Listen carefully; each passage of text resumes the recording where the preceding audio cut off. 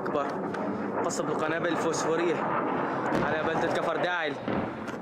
After the bombs fall, and despite the global outrage, Syrians continue to live in a land broken and destroyed.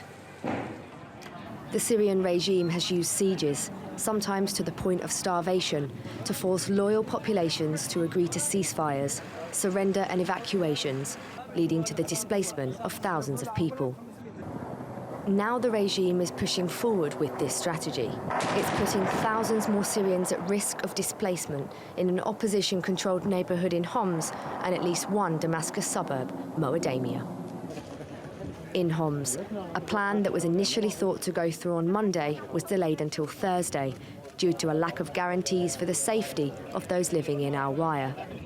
Now hundreds of opposition fighters and family members are leaving the city to an opposition-controlled area in rural northern Homs. Those are the people who are leaving Al-Waya district. There are about 200 fighters and their families. Most of the fighters are wounded and sick. Some of them need to have their limbs cut, and they will receive treatment. The regime has been seeking out agreements with opposition elements in besieged areas since 2014. First in the old city in Homs, then Zabadani and Madaya in 2015, and Daraya just last month. Moadamia, outside Damascus, is also awaiting a similar fate.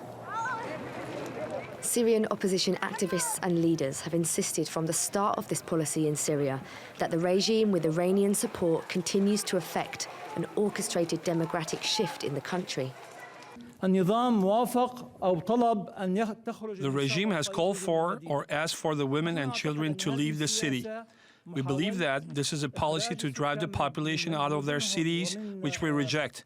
Changing the demographic structure of the city, and we reject this also. And if the regime insists on it, then this amounts to war crime. The United Nations is choosing not to get involved in the Al-Waya evacuation because it considers it to be a forced displacement, which can be a war crime. Michaela Barwick, TRT World.